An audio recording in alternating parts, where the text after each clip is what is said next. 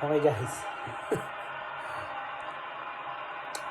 Next time na magbibideo kayo, siguraduhin yung uma-under pala yung recording. Totoo niya, nung kinakwento ko kanina, hindi pala naka-on.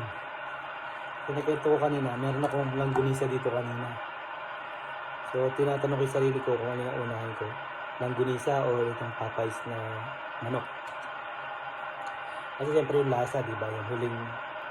So, dapat ihuli ko yung langgunisa, naubos na. Ito nauna ko kasi yung langgunisa pala. So, susunod yung chicken. So, kanina may bawang dito. Pinanto ko din na masarap ang bawang. Ayun. Kasi nagre-record.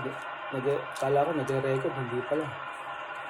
So, make sure na nagre-record yung video bago kayo kumatsang. Oh. Ito ang spicing sauce. Sarap nito. Ito pang basag sa Popeyes. Pero yung Popeyes, itong chicken ng Popeyes, kapag second din, hindi na masarap. Masarap lang siya pag una. Unang araw. Pag uulitin na, iba niya lang siya. Nalaglag. Nalaglag yung kanin.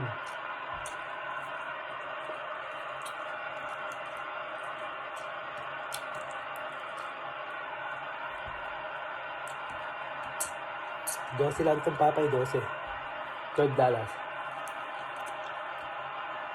Yung kasamang mac and cheese na dalawa. Small. Tapos ilang chicken to? 6 ata.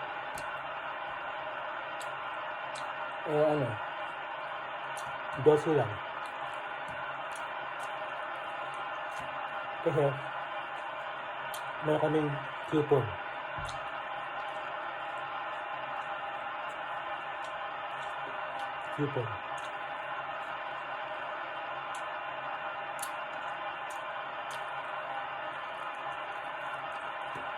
May isa pang Popeyes dun eh.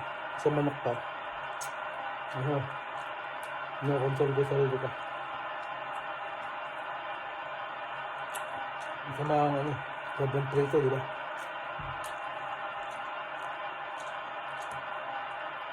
Lalo na pag nagkakaedad.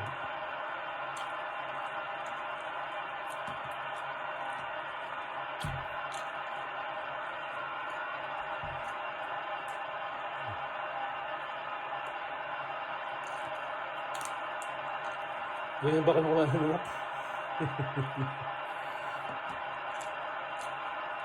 Sayang.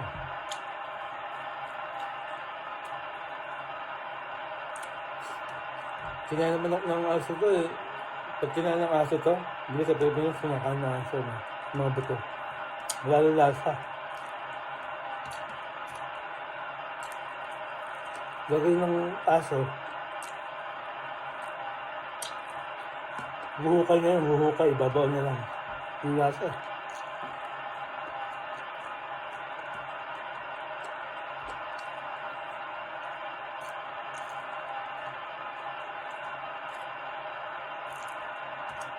Bitin sa ulam.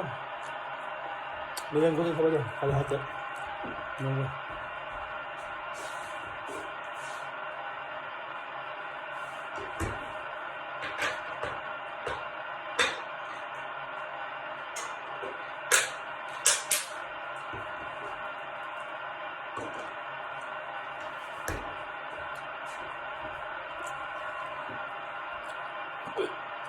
Bilaw ka na ako. Okay, ano na ako tubig.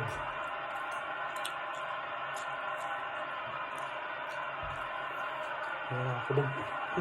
Bilaw ako.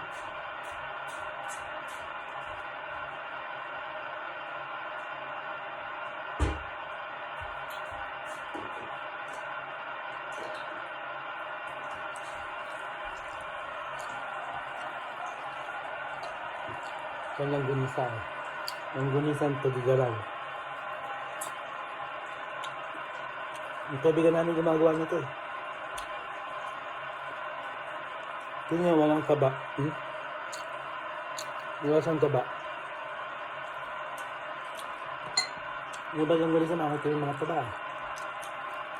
Pagkagat ng ganyan, no? Yung mga taba. Wala. Tsaka hindi gano'ng maalat.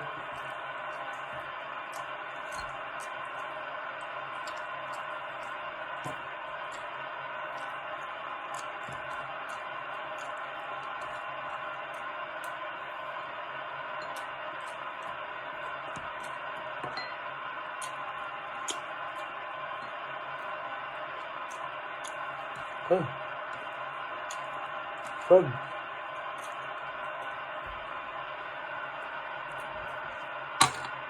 Thanks for watching, guys.